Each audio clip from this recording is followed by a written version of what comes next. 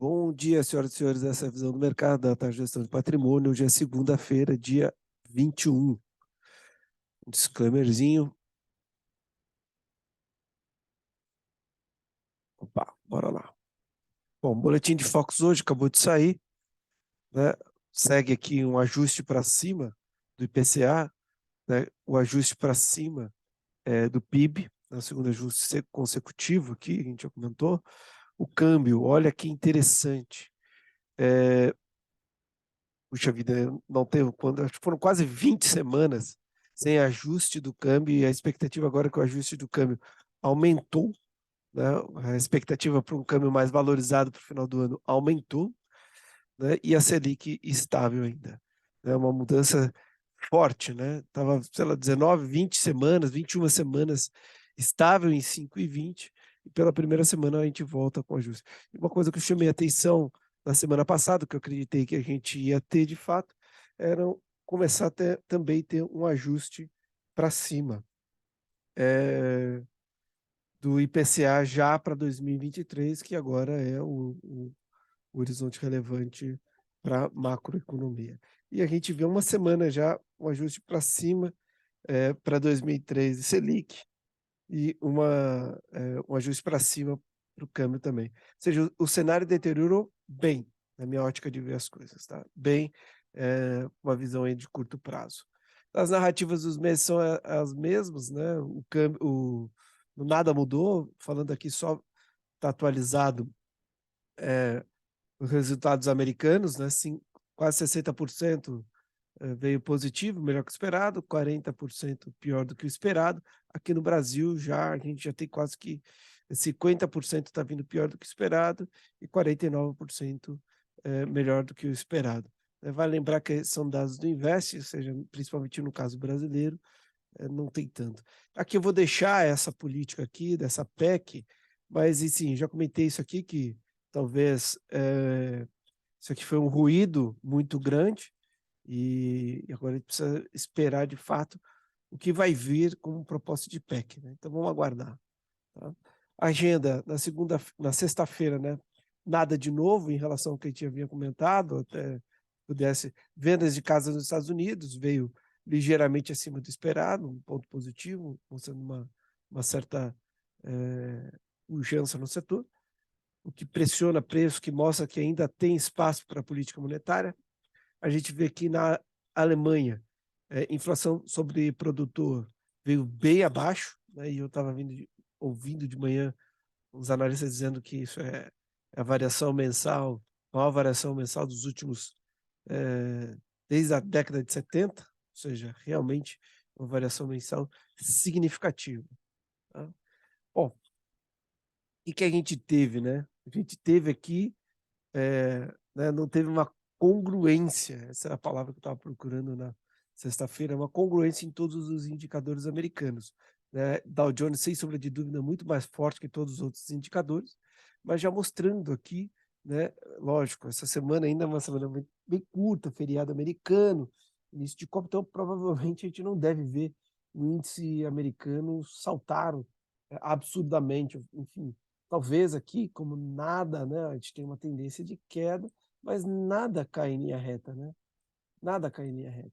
Talvez a gente esteja vendo aqui o início de uma nova pernada de baixa. Talvez seja isso. Né? Bom, Nikkei a mesma coisa, né? Já que topo inferiores, claro que aqui a gente só vai ter topo mesmo se perder essa mínima, né? A Europa aqui um pouquinho mais otimista do que o resto do mercado, né? Sem muito motivo, na minha ótica de ver as coisas. A energia tende a ficar mais cara por lá, também que a inflação veio muito barato, muito melhor, principalmente na Alemanha aqui, né? E o petróleo, né? Olha só o petróleo vindo para esses níveis novamente, ajudando o globo inteiro com a queda do petróleo, né? Excelente notícia, uma queda forte no final da semana passada, né? Praticamente na sexta-feira, e a gente vê o mercado aqui realizando bem no petróleo. Vamos ver se perde, se faz ou se fica nesse novo fundo aqui. Vale lembrar que Estados Unidos e Europa, o inverno está chegando, e para você manter mais aquecido, você precisa de mais energia. Então, Vamos ver o que vai acontecer com esse petróleo. Vai, sem sombra de dúvida, um excelente sinal para todos. Os bonds americanos seguem abrindo, né? O 30 anos segue abrindo, o 10 anos abriu, já estagnou, já está meio vermelhinho aqui, os 5 anos ficou vermelhinho semana passada, e abre essa semana também, e aqui a gente vê os 2 anos também. Ou seja, né, pensar que tem uma alta de juros ainda a ser concretizada lá fora, difícil você pensar. Claro, eu acredito sim que a gente está vendo um fechamento das taxas, mas assim, muito calma, vamos olhar, vamos acompanhar, né? Pode ser que faça que nem o petróleo, vem aqui para depois voltar, né? Eu acho que é grande chance de acontecer isso, dado que a recessão é dada, segundo alguns economistas. Bom, o ouro deu um bloqueio de avanço, que a gente chama, né? Subiu forte, depois teve um pequeno bloqueio de avanço, então vamos ver até onde vai. Não pode perder esse fundo aqui. Não perdendo esse fundo, né, o ideal seria também não perder esse pivô que rompeu, bate aqui e volta, e aí a gente vê uma, uma, uma recuperação mais consistente.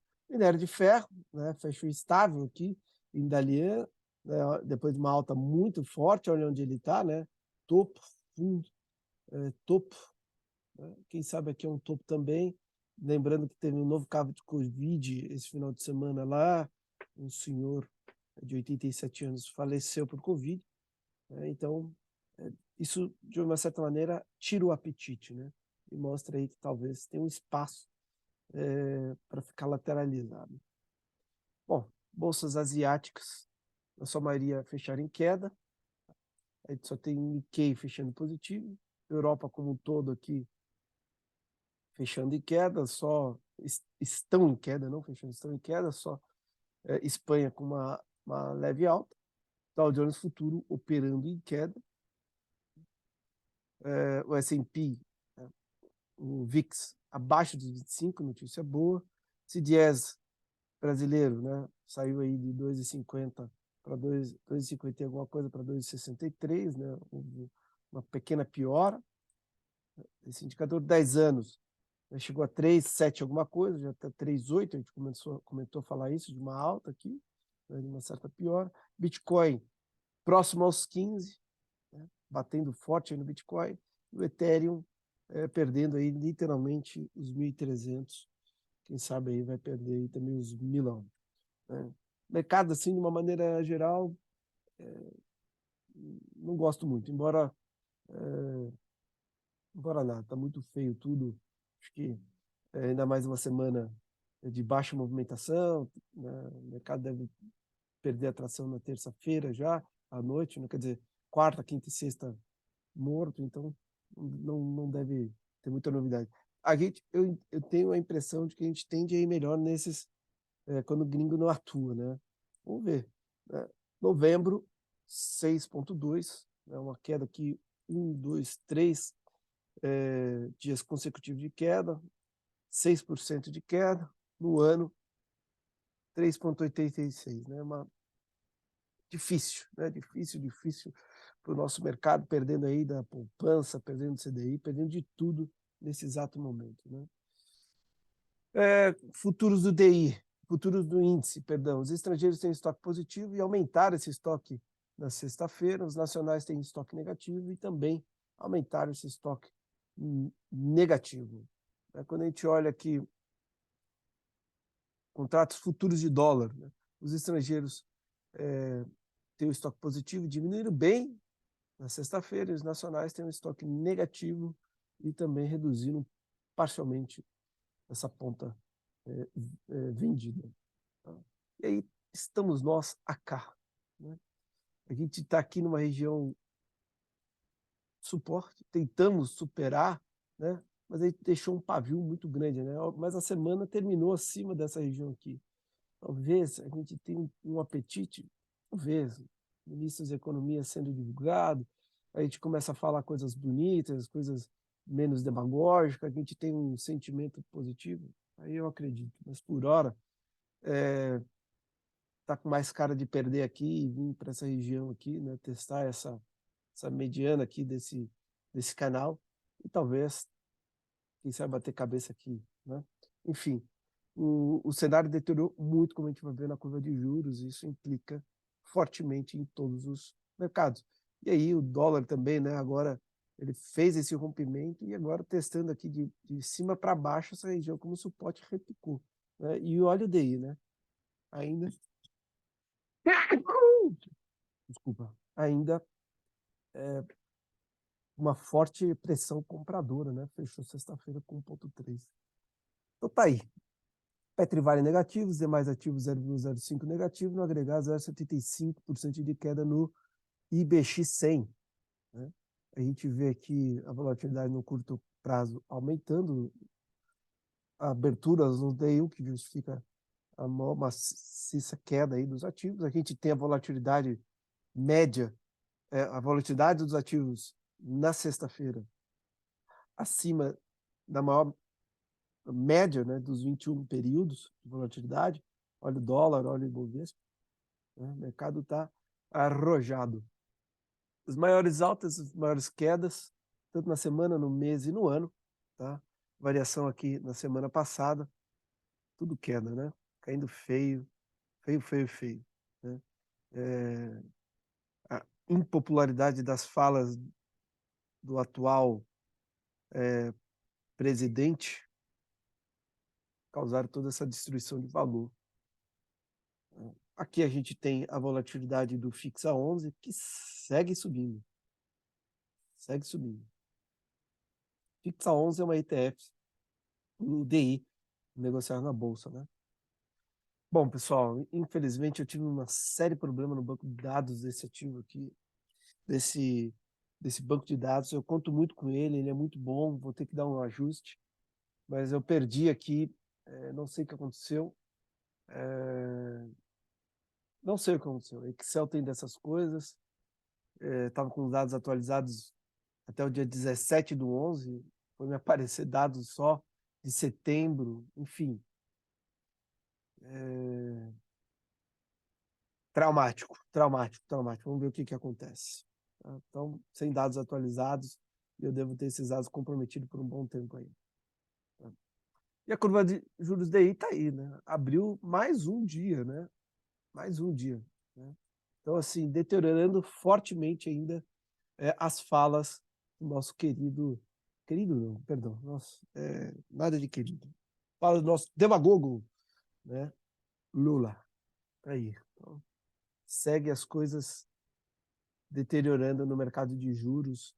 Isso é ruim demais. Ruim demais para nós como um todo. Então, basicamente é isso, nada mais a dizer para vocês. Agradeço a atenção de vocês até aqui. Foi um Morning Call, foi uma visão de mercado extremamente rápido. Agradeço você que ficou até aqui. Sugestões e comentários, por favor, mandar por e-mail ou deixar no vídeo. Serão muito bem-vindos. Obrigado e até breve.